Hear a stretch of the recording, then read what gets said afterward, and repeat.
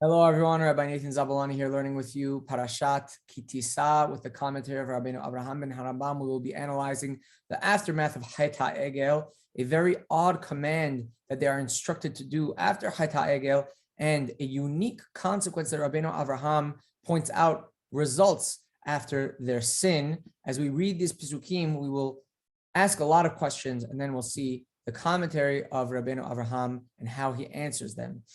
What these Pesukim describe is that Borei Olam will not be leading Bnei Israel directly into Eretz Israel because of their sin, but rather through a malach, and then they are commanded to remove something called adi. We'll see what is going on as we get to those later Pesukim. Hashem says, I'm not going with you to the land of Israel. I will be sending instead a malach, all those inhabitants of the land. This Eretz Israel. I will not bring you in myself. It will be through a malach. Because you're a stiff-necked nation, because I may destroy you as a result. Borei Olam's hashgacha is lessened for Bnei Israel because of their sin, because of the distance that Bnei Israel created when they sinned. And when they hear this, they are extremely distraught. And in fact, they start to mourn. And they did not put on their adi. Now, what does that mean they did not put on their adi? What is this adi? There are several different explanations. One explanation is, and this is the approach of Rashi and Rabbi Yosef Kara, that these are these incredibly spiritual ornaments, these crowns that Bnei Israel had from the beautiful, this unbelievable spiritual moment of Har Sinai. And now, they're not wearing them anymore because they've lowered in spirituality. That's a spiritual approach to these Pesukim, what adi means. Another approach is that these are the physical garments and jewelry that they wore in celebration of Ma'amad Har Sinai, but now they've sort of broken that covenant. The העגל happened, and the luchot are broken, and now they're not wearing these joyous clothing because now they're mourning. They've sinned and they're being punished, and it's not a happy occasion, so they're not wearing these clothing anymore. But what's really odd is the following pasuk, which leads Rabbenu Abraham to have a different interpretation. Vayomer Hashem Moshe Emor Bnei Israel atem nokshei orf, you're a stiff-necked nation. Rega echad e'ele b'kibecha v'chiliticha. In a moment I could destroy you. Ve'ata, but now hored edyecha me'alecha. Remove this adi from on you.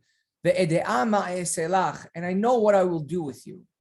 So this is very confusing. You're telling me in pasuk Daled they did not wear these clothing, these adi, whatever they are. And then in Pasuk here, you're telling me a command. Now, remove this adi. This is very strange. If they're not wearing them, then what is the command to remove them? They're not wearing them in the first place. So Rabbenu Abraham says, Lo shatu ish edio alav. Lo hizdainu b'netilat kelezayin. These adi were, in fact, weapons.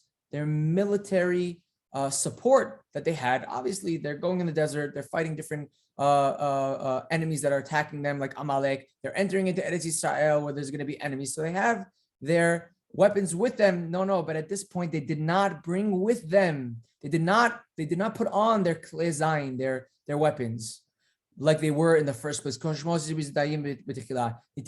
the reason is because now they've kind of given up. As we mentioned,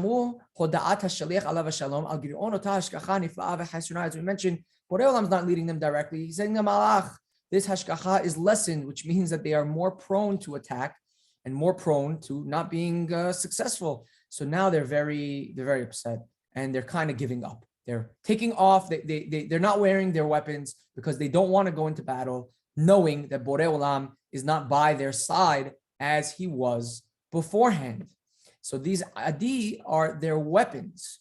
But now we have to understand if the pasuk is saying that they did not wear their weapons, they didn't want to go to battle, they were distraught. So why are they commanded in the next pasuk? Take off your adi, but they're not wearing them. So Rabbenu Abraham explains,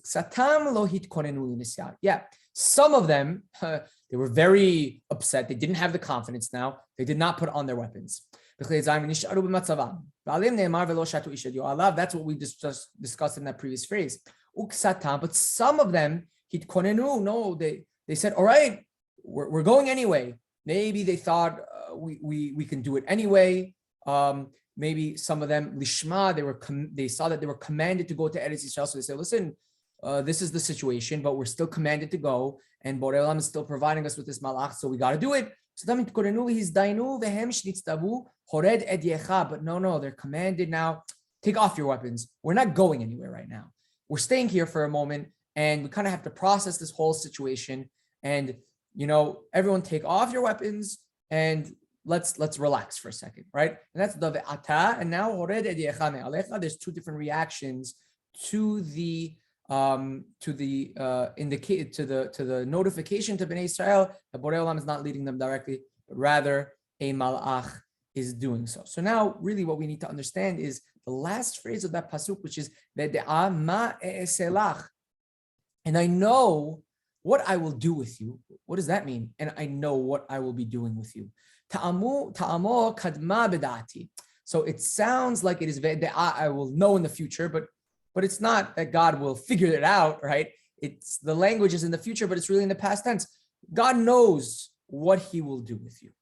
The takratam be'otaha etzahi orech ikuvam bamidbar. And what is that thought? What is God going to do with them now? Oh, you know what the plan is? They're going to be delayed in the desert. But wait a second, I'm confused right now. Isn't the punishment of them wandering in the desert for 40 years because of a later sin, that of Het HaMeraglim, Besibat Maaseh Meraglim? Why are you bringing this up here?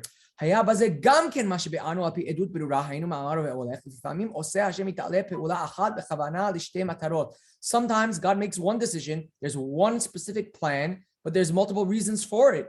And over here, Rabbenu Avraham is saying, yeah, God is saying, I know what I'm going to do with you. I'm going to delay you in the desert in order to fix the sin of Het HaEgel and bring you on a path that will lead you to proper emunah, which clearly you, Am Israel, do not have at the level that is needed and required right now. And this is a very unique chidush. And let's start from the top and bring it back down to the ending over here.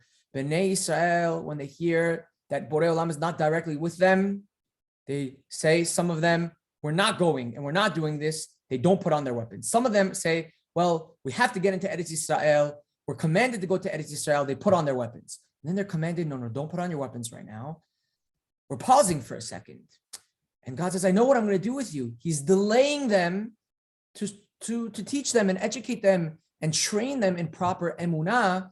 And that is one of the reasons why they were delayed in the desert. Maybe it wouldn't have been the whole 40 years. And then after Het HaMeraglim, the sin of the spies, that made it into the full 40 years. But whatever it is, it seems as though the desert is a place which is supposed to nurture Am Yisrael into learning emunah and have faith in Borei Olam.